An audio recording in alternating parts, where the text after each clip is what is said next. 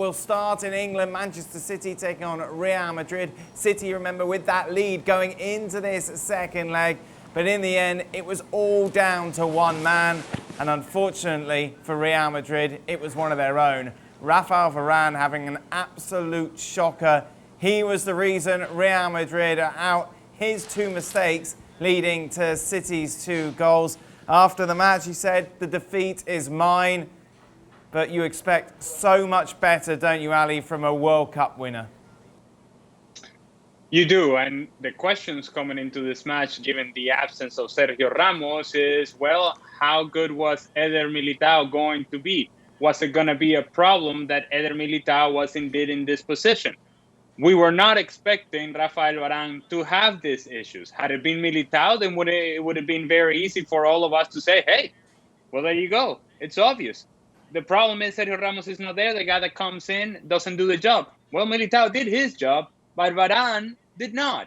And I think it feeds into the idea that Varane is the sort of defender that as long as he doesn't have to think about the game, as long as he just worries about covering the guy who's in front of him, he uses that athleticism and that ability to just kind of cover spaces because he has that speed. But he doesn't have to provide the leadership. He doesn't have to be the guy that tells Militao where to go because he's very comfortable being told where to go as he gets that information usually from Sergio Ramos. Today, Varane's role was more of being the leader, being the guy with the experience. Militao was going to lean on Varane, and yet it was Varane making the mistakes, and it's just inexcusable at this level. And for a guy who has achieved so much in his career, it was just an awful game that kept getting worse and worse as it went on. Well, this is it, Don, isn't it? You make that mistake early on, and obviously what you do, try then to make up for it. And then that header back that was never going to get to Courtois. A very bad day to have your worst ever game in a Real Madrid shirt. Yeah, absolutely. And we've all had them, Dan. We've all had nightmare games, and this was Varane's nightmare game. It just got from bad to worse when he made the error in the first half, and it was very costly. I mean, his positional sense was awful. He took a bad touch. The ball actually should have went across his body. Then he should have played it down the line. He tried to take a little touch inside, and Jesus nicked the ball off him. That was mistake number 1. And then from then on, you could just see a guy that's 6'2", 6'3", and a powerfully built lad crumble in his self-confidence. You know, the ball from Rodri over the top in the second half was just a long ball down in the channel.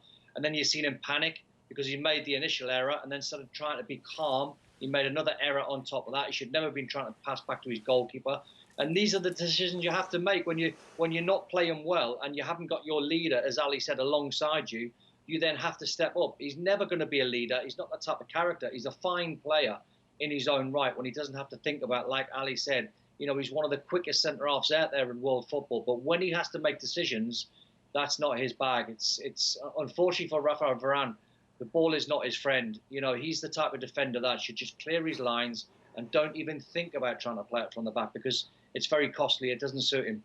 Shaka, normally it's goalkeepers that are under the microscope for these sort of errors. Obviously, Varane very much taking all the attention away today. But over the 2 legs, Manchester City deserving to go through.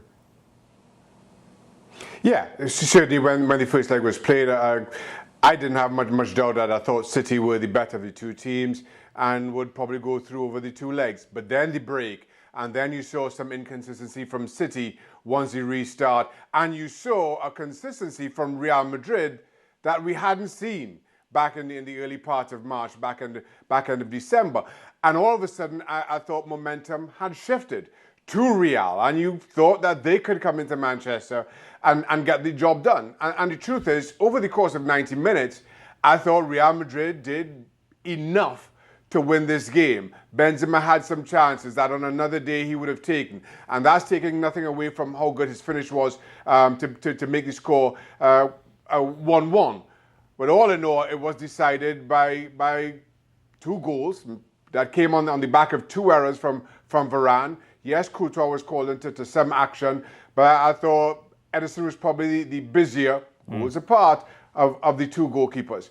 When you're playing at this level, when you're playing against a team like Manchester City, you cannot make the kinds of errors that Varane made and hope to get away from it. Unfortunately, Real Madrid as a team suffered at the hands of the errors of an individual. Thanks so much for watching ESPN on YouTube. And for more sports highlights and analysis, be sure to download the ESPN app. And for premium content and live streaming, subscribe to ESPN Plus.